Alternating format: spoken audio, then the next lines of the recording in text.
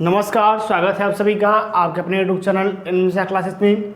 साथियों, आज हम अध्ययन करेंगे नैक के बारे में। पिछली क्लास में हमने एनसीटी क्या है इसके बारे में अध्ययन किया था और आज हम नैक के बारे में पूरी जानकारी प्राप्त करेंगे। तो अपने कापी पेन उठा लीजिए और अपने नोट्स स्वयं बनाने के लिए तैयार हो जाइए। आज हम चीज़ों को पूरी समझते हुए चलेंगे, एक एक बिंदु को समझते हुए चलेंगे, कोई बिंदु छोड़ेंगे नहीं। आपको मैं पूरा समझाऊंगा कि नैक क्या है, नैक का फुल फॉर्म, नैक का मुख्यालय कहाँ पे है, इसके बाद नैक का कार्य क्या होता है और नैक का जो कार्य है वह कैसे संपादित होता है। इन्हीं सब की चर्चा आज की इस वीडियो में हम करेंगे। ठीक है, तो सबसे पहले मैं यही कहूँगा कि चैनल पे जितने लोग नए हो चैनल को सब्सक्राइब कर लें, बेल आइकन को प्रेस कर लें और क्लास अच्छी लगे तो अपने अन्य बीएड के प्रशिक्षार्थी साथियों में इसको शेयर करें, क्योंकि हमारा प्रयास होता है कि सभी प्रशिक्षार्थी साथियों को इसका लाभ मिल सके।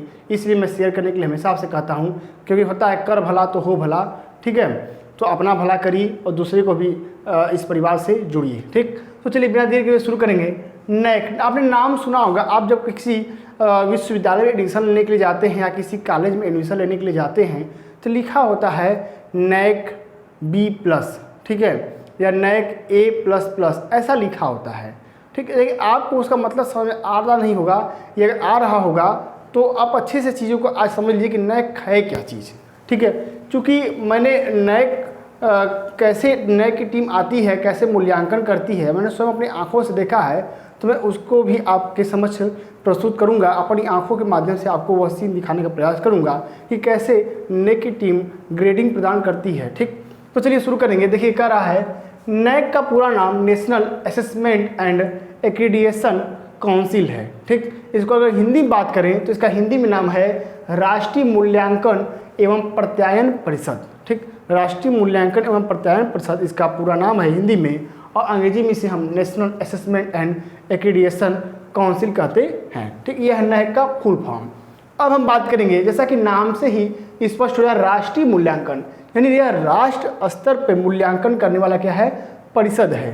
ठीक, आगे देखेंगे हम, इस संस्था के द्वारा भारत में उच्च शिक्षा प्रदान करने वाले विश्वविद्यालयों एवं महाविद्यालयों का मूल्यांकन करके उन्हें रैंक प्रदान किया जाता है। देखिए हुआ क्या, जब हमारा देश आज़ाद हुआ तो उच्च शिक्षा की आवश्यकता हुई और उच्च शिक्षा हेतु कई सारे शिक्षा संस्थान विश्वविद्यालय खुलने लगे। तो जब ये सब खुलने लगे तो यूजीसी जो होती है, यूनिवर्सिटी ग्रांट कमीशन, जिसको विश्वविद्यालय अनुदान आयोग कहते हैं, यह विश्वविद्यालय एवं महाविद्यालयों को अनुदान देता है। तो यूजीसी ने कहा कि हम अनुदान तो दे रहे हैं, लेकिन कौन सा महाविद्यालय, कौन सा विश्वविद्यालय किस स्तर का है, वह अनुदान लेने लायक है भी या नहीं, इसका मानक कौन तय करेगा। तो इसको तय करने के लिए इसकी स्थापना 1994 में की गई। ठीक है, इसको नोट कर लीजिएगा कि आपके नैक की जो स्थापना है वह 1994 में इसीलिए की गई कि यह क्या करेगा, यह मानक तय करेगा और मानक तय करके यह जांच करेगा, यह ग्रेड प्रदान करेगा कि कौन सी यूनिवर्सिटी, कौन सा कॉलेज उस लायक है, ठीक है, जो अनुदान प्राप्त कर सके, या अनुदान प्राप्त करने लायक नहीं है, मान्यता खत्म कर देने लायक है, यह क्या करेगा, यह जांच करेगा। इसीलिए नैक की स्थापना की गई। ये कह रहा है कि उच्च शिक्षा प्रदान करने वाले विश्वविद्यालय एवं महाविद्यालय का मूल्यांकन करके उन्हें रैंक प्रदान किया जाता है, और इसका जो मुख्यालय है वह बेंगलोर में है, यानी बेंगलुरु में है। ठीक है, समझ में आ रहा होगा आप सभी को कि नैक क्या है। नैक क्या करता है, जांच करके रैंकिंग प्रदान करता है, ये इसका मुख्य कार्य है। आगे देखेंगे हम, यह मूल्यांकन के साथ साथ राष्ट्रीय एवं अंतर्राष्ट्रीय प्रणाली के द्वारा शिक्षण संस्थानों के दायित्व और गुणवत्ता पर बल भी देता है। क्या करता है, यह मूल्यांकन तो करता है और यह क्या करता है कि यह शिक्षण संस्थानों के दायित्व जो उनके हैं और उनकी गुणवत्ता पर भी क्या करता है, ध्यान देता है और उनको बढ़ाने का प्रयास करता है। हमेशा गुणवत्ता की जांच से शिक्षा का स्तर बना रहता है। आप जानते ही हैं कि जब किसी चीज़ की गुणवत्ता बढ़ाएंगे तो उसका जो स्तर है वह क्या करेगा, और बढ़ेगा। तो शिक्षा की गुणवत्ता का स्तर बढ़ाया जाएगा तो शिक्षा का जो स्तर है वह क्या होगा, वह और ही निखरेगा और भी विस्तृत रूप से संवरेगा। तो वही कह रहा है कि शिक्षा की गुणवत्ता को बढ़ाना यह चाहता है कौन, नैक। किस स्तर पे, उच्च स्तर पे। आगे देखेंगे हम, नैक पूर्ण रूप से यूजीसी द्वारा वित्त पोषित एक स्वायत्त संस्था है। मैंने पहले ही कहा कि यूजीसी ने जब आवश्यकता महसूस की तब जाकर के 1994 में इसकी स्थापना किया गया। तो ये कह रहा है कि नैक जो है पूर्ण रूप से वित्त के लिए किस पे निर्भर है, यूजीसी द्वारा निर्भर है। ठीक है, यूजीसी द्वारा यह वित्त पोषित एक स्वायत्त संस्था, स्वायत्त मतलब है कि इसके खुद के नियम कानून मानक होंगे। ठीक है, यह किसी दूसरे से एफिलेटेड नहीं होगी, किसी दूसरे से प्रभावित नहीं होगी। ठीक, कोई इसको बीच में इसके नियम कानून परिवर्तन नहीं कर सकता है, इसे खुद के नियम कानून होंगे, यह स्वायत्त का मतलब है। आगे देखेंगे हम नैक मूल्यांकन। यह नैक मूल्यांकन, अब हमने पहले बता दिया कि नैक क्या करता है, मूल्यांकन करता है। तो मूल्यांकन करता है तो मूल्यांकन करता कैसे है, इसकी बात करेंगे। तो देखिए समझेंगे हम। 1 अप्रैल 2001 से लागू की गई नई पद्धति के अंतर्गत उच्चतर संस्थानों का 2 चरणीय मूल्यांकन किया जाता है। यह मुख्य है, समझेंगे कि उच्चतर संस्थानों का 2 चरणीय मूल्यांकन होता है, यानी कि प्रथम चरण और द्वितीय चरण। जैसा कि चुनाव में होता है कि प्रथम चरण में क्या होंगे, जो चुनाव लड़ने वाले हैं वो आपके चरण में होंगे, और दूसरे चरण में जीत जाने के बाद आप उनके चरणों में होंगे। ऐसा होता है चुनाव में। ठीक है, मीम्स बन के आते हैं, चुटकुले होते हैं। ठीक है, तो हालांकि ये चीज़ अलग है, मैं ऐसे सुना दिया क्योंकि क्लास बोरिंग न हो जाए, इसका भी ध्यान रखा जाता है। तो ऐसे यहाँ भी है, 2 चरणों में होता है मूल्यांकन। अब ये चरण क्या है समझेंगे। देखिए, प्रथम चरण के अंतर्गत संस्था की गुणवत्ता मूल्यांकन के लिए अपेक्षित पात्रता को प्राप्त करना है। ध्यान देंगे, कह रहा है अपेक्षित पात्रता को प्राप्त करना। प्रथम चरण में यही होता है कि नैक के मूल्यांकन के लिए जो 7 बिंदु बने हुए हैं, उन 7 बिंदुओं पे क्या करें, आप उनका मानक तय कर सकें। आपके पास जो नैक के, अभी मैं आगे बताऊंगा कि वे 7 बिंदु कौन कौन से हैं जिनके आधार पर यह नैक मूल्यांकन करता है। तो जो 7 बिंदु है प्रथम चरण के अंतर्गत कर रहा है कि गुणवत्ता मूल्यांकन के लिए अपेक्षित पात्रता को प्राप्त करना है। उसकी मूल्यांकन हेतु क्या क्या पात्रता होनी चाहिए, पहले उसकी व्यवस्था करनी होती है। ठीक है, प्रथम चरण में। और जब हम उन मानकों को तय कर लेते हैं कि हाँ हमारे यहाँ यह चीज़ है, यह चीज़ है, जो यह वो मांग रहा है जानकारी, वह जानकारी हमारे पास है, उसके बाद क्या होता है, तथा दूसरे चरण में संस्थाओं को A, B, C और D ग्रेड प्रदान किया जाता है।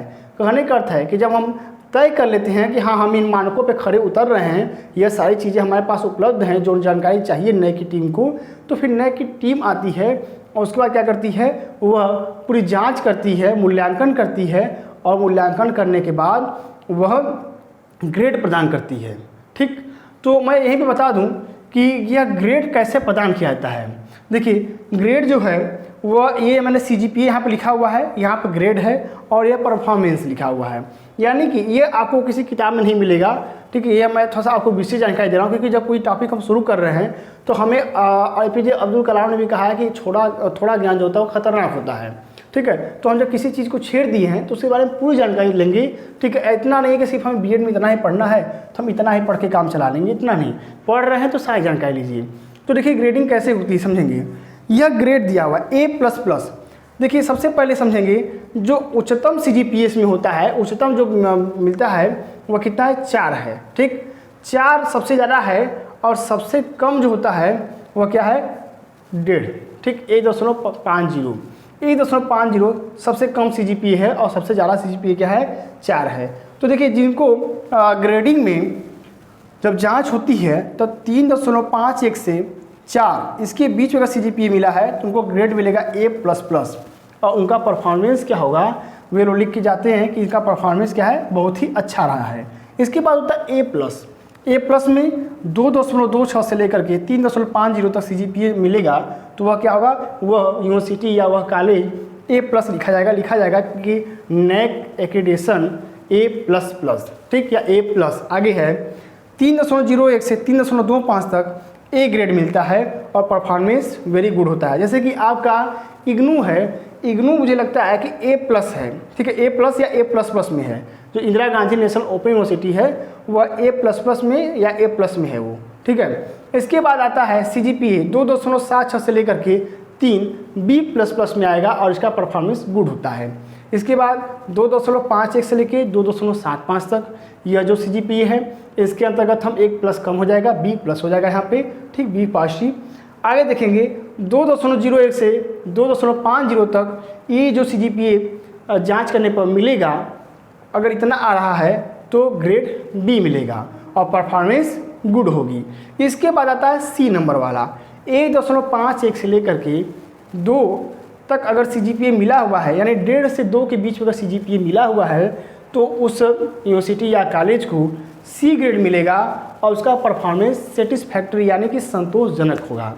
लेकिन अगर हम D ग्रेड की बात करें तो D ग्रेड जो होता है वो अनसेटिस्फैक्ट्री का होता है, यानी कि वह अभी NAAC के एक्रेडिटेशन लायक नहीं है, उसको फिर से तैयारी करनी पड़ेगी, ठीक है, NAAC के द्वारा मूल्यांकन कराने के लिए। तो वह जो होता है वह लेस देन 1.50, ठीक है, लेस देन 1.50 जो होता है, ठीक, वह क्या है, इससे भी जो क्या होगा, कम पाएगा, ठीक, इससे भी जो कम पाएगा, मान लीजिए 1 है, ठीक है, तब क्या है, अब ये 1 है, इससे क्या होगा, यह बड़ा हो गया, ठीक।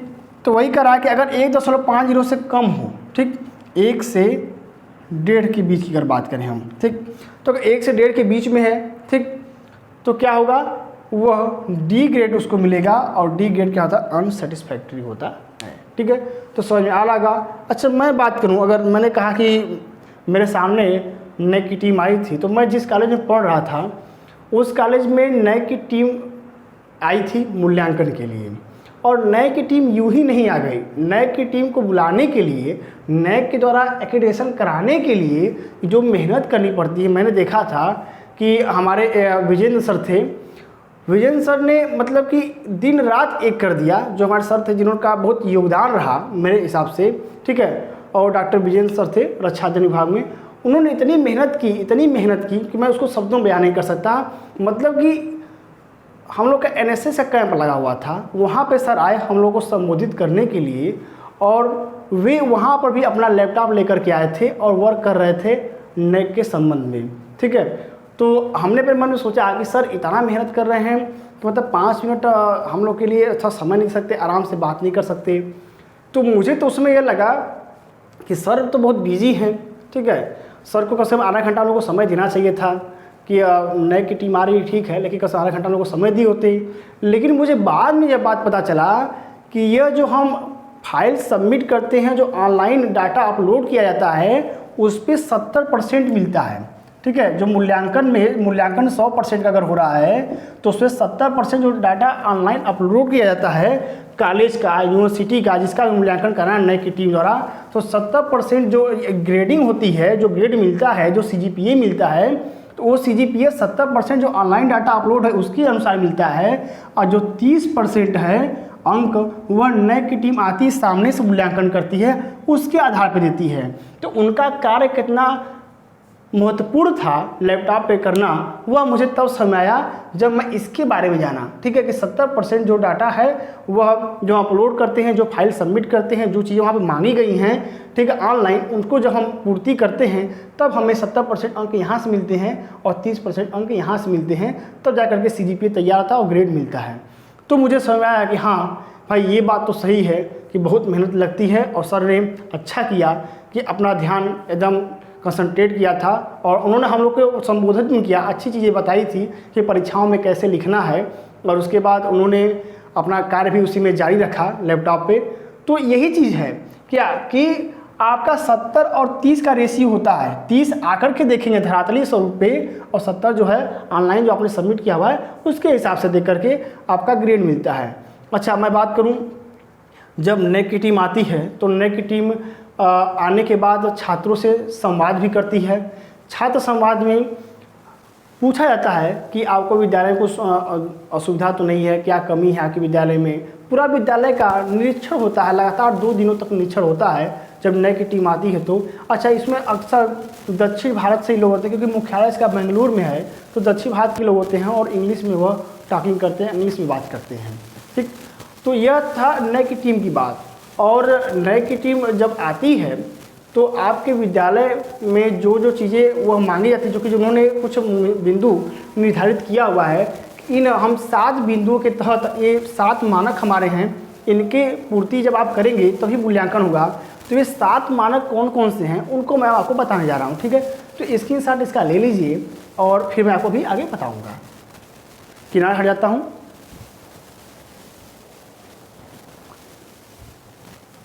चलिए, उम्मीद करता हूँ कि हो गया होगा, ठीक है।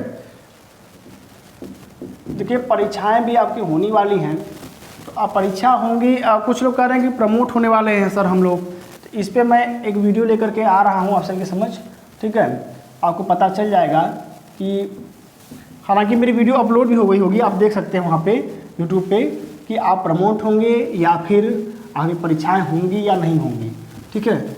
लेकिन आप अपनी तैयारी को जारी रखिए, क्योंकि आप सिर्फ बीएड के लिए नहीं पढ़ रहे हैं, आप शिक्षक बनने के लिए पढ़ रहे हैं। तो शिक्षक जब तक आप बन नहीं जाएं तब तक अपनी तैयारी को रोकिए मत कि परीक्षा नहीं होगी तो हमें नए के बारे में नहीं पढ़ना है, हमें एनसीटी नहीं पढ़ना है, क्योंकि आगे जब आप एमएड करेंगे तो आपको यही सारी चीज़ें काम में आएंगी, ठीक है। तो हम बात करेंगे वे 7 कौन कौन से मानक रखे गए हैं, ठीक, या 7 कौन कौन से महत्वपूर्ण बिंदु हैं। तो चूँकि मैं कहता हूँ कि यह बीएड की जो क्लास है वह क्या है, वह आपको, मैं तो चाहता हूँ कि लेक्चर दे करके ही क्लास ख़त्म कर दूँ, लेकिन आपकी मांग होती है तो मैं इतना लिख देता हूँ, ठीक है। अब मैं मुँह से आपको बताऊँगा, आप उसको नोट करते चलेंगे। तो सबसे पहला है, यहाँ पर मैं मानक लिख देता हूँ, ठीक, क्या क्या उसके मानक तय किए गए हैं या किन किन मानकों पे वह क्या करता है, मानकों पे मूल्यांकन करता है, ठीक।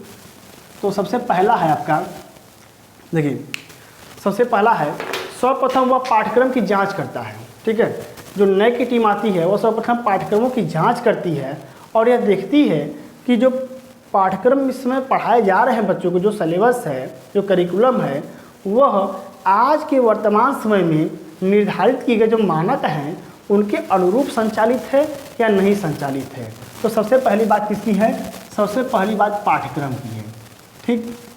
मैं पाठ्यक्रम लिख दे रहा हूँ, बाकी मैं इसको व्याख्या कर दे रहा हूँ, ठीक, आप समझ गए होंगे। अब रह गई दूसरी बात, दूसरी क्या है, दूसरा देखेंगे हम, देखिए दूसरा जो है वो अनुसंधान यानी रिसर्च, अनुसंधान परामर्श तथा अनुसंधान विस्तार करने की क्षमता जांची जाती है नए टीम के द्वारा कि इस कॉलेज में, इस यूनिवर्सिटी में कितना रिसर्च हुआ है, ठीक है, और रिसर्च को लेकर के क्या गाइडेंस और काउंसलिंग प्रदान की जा रही है छात्रों को, और यह रिसर्च का और कितना विस्तारित रूप प्रदान कर रहा है, रिसर्च में क्या बढ़ावा दे रहा है, किन किन टॉपिकों पर रिसर्च हुआ है, यह भी देखा जाता है नए टीम के द्वारा, ठीक है। यहाँ पर लिखेंगे हम अनुसंधान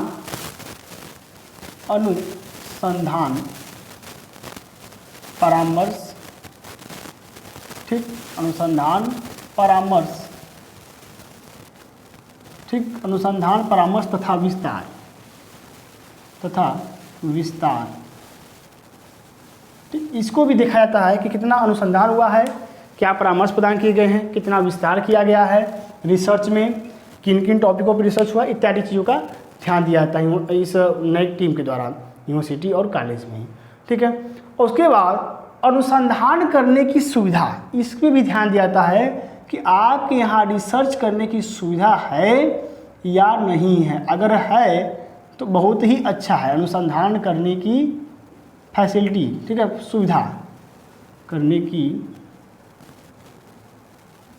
सुविधा, ठीक, इस पर भी ध्यान दिया जाता है कि जो असिस्टेंट प्रोफेसर हैं, जो प्रोफेसर हैं, जो एसोसिएट प्रोफेसर हैं, तो इन लोगों ने जो अनुसंधान कराया है, क्योंकि जो रिसर्चर होते हैं जो जीआरएफ क्वालिफाई करके आते हैं, नेट क्वालिफाई करके आते हैं, वो इन्हीं लोगों के अंतर्गत क्या करते हैं, अपना थीसिस तैयार करते हैं, अपना पीएचडी का टॉपिक लेते हैं, ठीक है।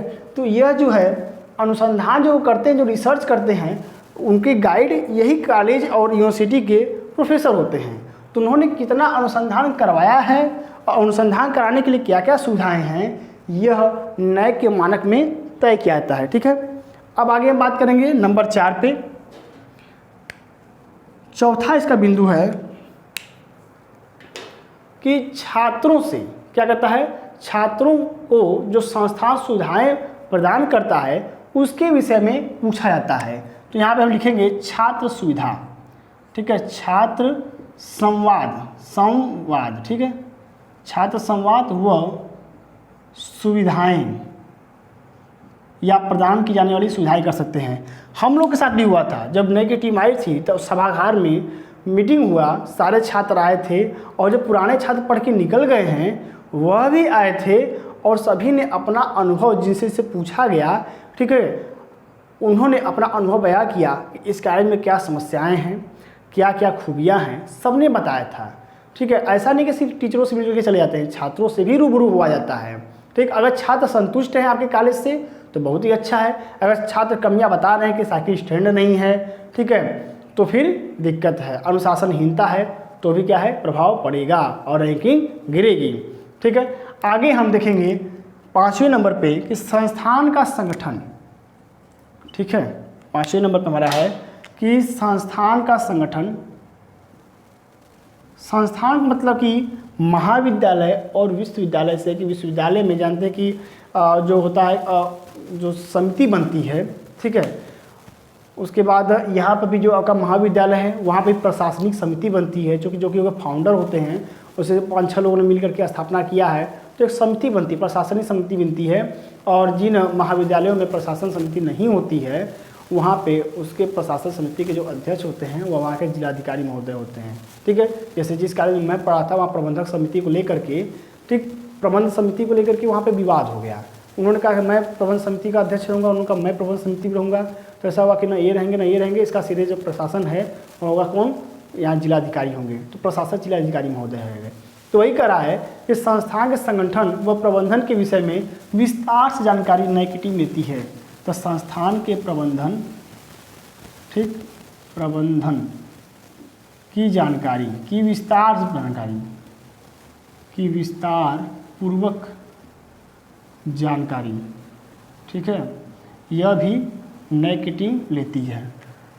समझ में आ रहा होगा, मुझे लगता है कि आपको अच्छे समझ में आ रहा होगा। आगे देखेंगे हम, एक मुख्य बात हम छोड़ रहे हैं यहाँ पे, अब उसको भी लेते हैं यहाँ पे हम, अनुशासन, कि छात्र व संस्थान के मध्य अनुशासन किस प्रकार का है। जो वहाँ के छात्र हैं वह कहीं रोज उपद्रव, ठीक है, छात्र व संस्थान कहीं उपद्रव तो रोज नहीं करते, रोज धरना तो नहीं होता है, रोज अनुशासनहीनता तो नहीं होती, तोड़फोड़ तो नहीं होता है। तो छात्र व संस्थान के मध्य अनुशासन,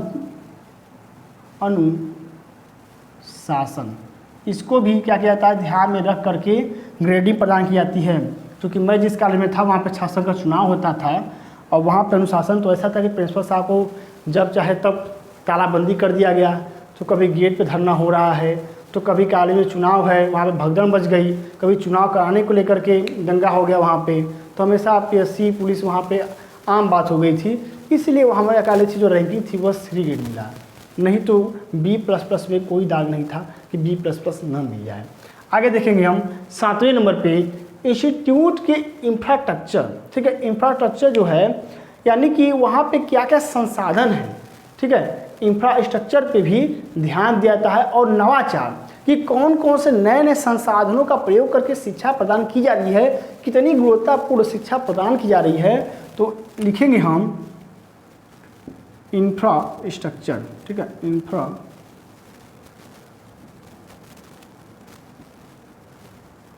व नवाचार, नवाचार का ध्यान, इसका भी ध्यान रखा जाता है। ठीक है, कि कौन कौन से संसाधन हैं और कौन कौन से नवाचार को प्रयोग में ला करके शिक्षा प्रदान की जा रही है। ठीक, तो उम्मीद करता हूँ कि आपको ये भी समझ में आया होगा कि किन किन मानकों पे ये 7 मानक हैं, इन्हीं को ध्यान में रख करके नए का मूल्यांकन टीम करती है। इसके साथ इसका भी ले लीजिए, फिर हम आगे शुरू करते हैं।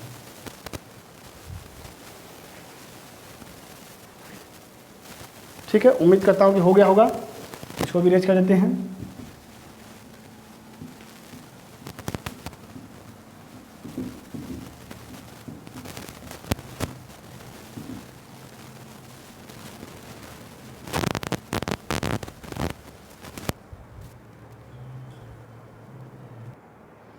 जैसा कि आप देख सकते हैं कि नैक की उपयोगिता के बारे में लिखा हुआ है कि नैक की क्या क्या उपयोगिताएं हैं, यानी नैक का शिक्षा में योगदान क्या है, हम ये भी कह सकते हैं।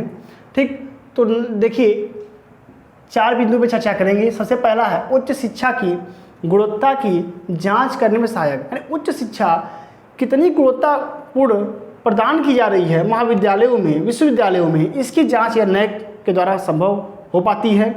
इसके बाद दूसरा है उच्च शिक्षा संस्थानों को उचित मार्गदर्शन देना। नैक जो होता है वह उच्च शिक्षा संस्थानों को उचित मार्गदर्शन प्रदान करता है कि किस तरह से वह मानक के अनुरूप कार्य करें, ठीक है, और क्या वे सुधार कर सकते हैं इत्यादि चीज़ें जो मार्गदर्शन के लायक हैं वह मार्गदर्शन प्रदान करता है उच्च शिक्षा संस्थानों को। जैसे कि रिसर्च का प्रारूप कैसे होना चाहिए, रिसर्च कैसे करना चाहिए, रिसर्च कराने के लिए क्या क्या सुविधाएं होनी चाहिए, क्या क्या नवाचार को अपनाया जाना चाहिए इत्यादि चीज़ों के बारे में मार्गदर्शन प्रदान करता है नैक। ठीक, तीसरा देखेंगे, मूल्यांकन के उपरांत गुण व दोष के आधार पर सुधार हेतु निर्देश देता है।